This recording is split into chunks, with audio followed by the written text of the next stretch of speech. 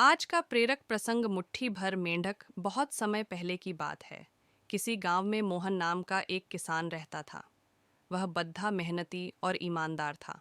अपने अच्छे व्यवहार के कारण दूर दूर तक लोग उसे जानते थे और उसकी प्रशंसा करते थे। पर एक दिन जब देर शाम वह खेतों से काम कर लौट रहा था, तभी रास्ते में उसने कुछ लोगों को बातें करते सुना। वे उसी के बारे में बात कर रहे थे। मोहन अपनी प्रशंसा सुनने के लिए उन्हें बिना बताए धीरे धीरे उनके पीछे चलने लगा।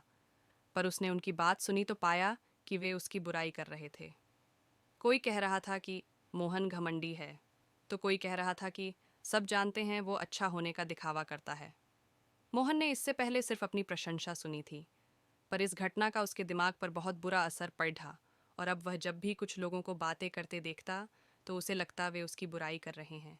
यहाँ तक कि अगर कोई उसकी तारीफ करता तो भी उसे लगता कि उसका मजाक उड़ाया जा रहा है।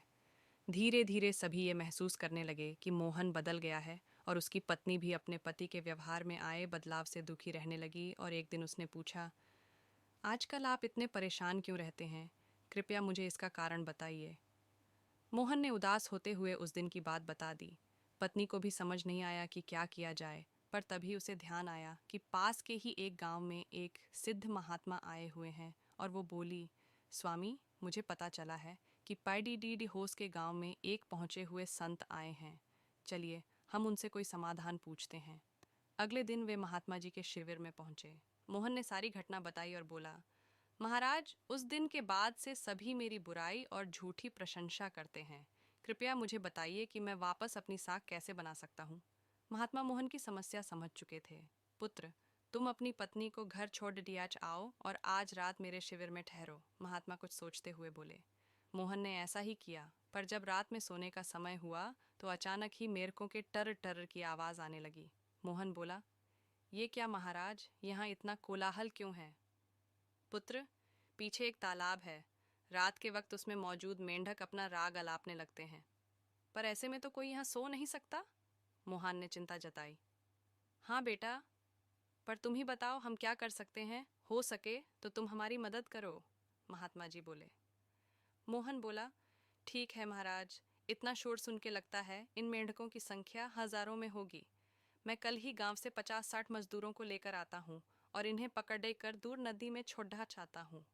और अगले दिन मोहन सुबह सुबह मजदूरों के साथ वहां पहुंचा। महात्मा जी भी वहीं खड़े सब कुछ देख रहे थे। तालाब ज्यादा बड़ा नहीं था। 8-10 मजदूरों ने चारों ओर से जाल डाला और मेंढकों को पकड़ने लगे।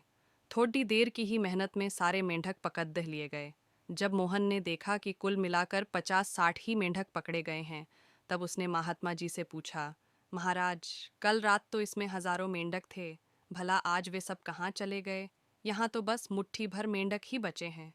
महात्मा जी गंभीर होते हुए बोले, कोई मेंढक कहीं नहीं गया। तुमने कल इन्हीं मेंढकों की आवाज़ सुनी थी। ये मुट्ठी भर मेंढक ही इतना शोर कर रहे थे कि तुम्हें लगा हजारों मेंढक टर टर कर रहे हों। पुत्र, इसी प्रकार जब तुमने कुछ लोगों को अपनी बुराई करते सुना तो भी तुम यही गलती कर बैठे। तुम्हें लगा कि हर कोई तुम्हारी बुराई करता है, पर सच्चाई ये है कि बुराई करने वाले लोग मुट्ठी भर मेंढक के सामान ही थे।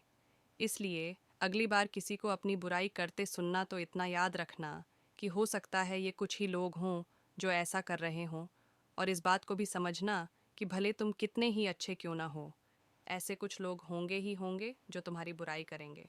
अब मोहन को अपनी गलती का एहसास हो चुका था। वह पुनः पुराना वाला मोहन बन चुका था। शिक्षा।